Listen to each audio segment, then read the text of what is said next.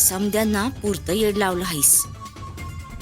आता बघते या गोंधळातून सुंदर आणि अक्षराचं नातं कसं तग धरते.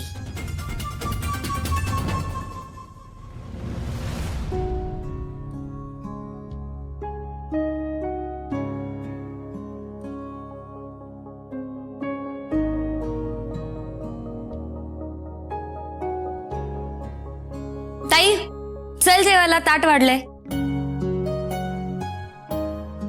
ताई काय कसला विचार करतीयस? चल जेवायला. शरू अगं भूक नाहीये मला. अशी कशी भूक नाहीये? किचन मध्ये जेवायला ये म्हणले तर आली नाहीस. हा, आणि आता इकडे आणलंय तुझ्यासाठी मी ताट, तर भूक नाही म्हणतेस. बस बस. शरू मला भूक नसली की कशी माझ्या डोक्यावर बसून मला जेवायला घालतेस, तशीच मी आज तुझ्या डोक्यावर बसणार आहे. चल जेव.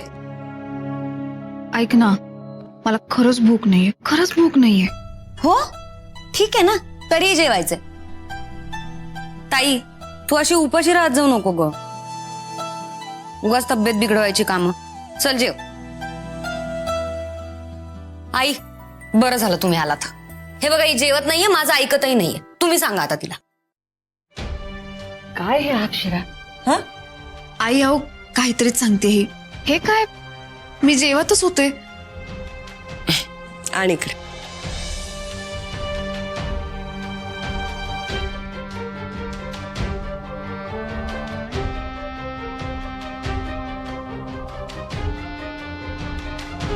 अगं मला माहितीये तुम्ही उपाशी आहात, तुम्ही जेवला नाही.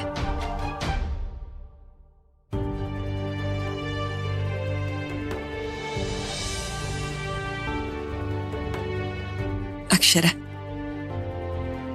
आपल्या माणसांचा किती विचार करतेस? कुठून आणतेस एवढं मोठं मन?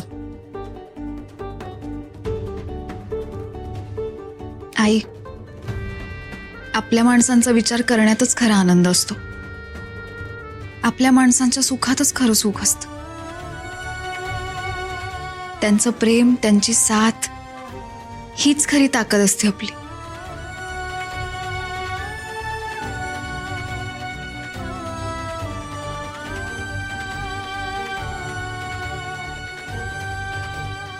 हॅलो, माझ्याकडे लक्षच नाहीये कुणाचं. मी पण जेवली नाहीये, मलाही भूक लागलीये. ये इकडे.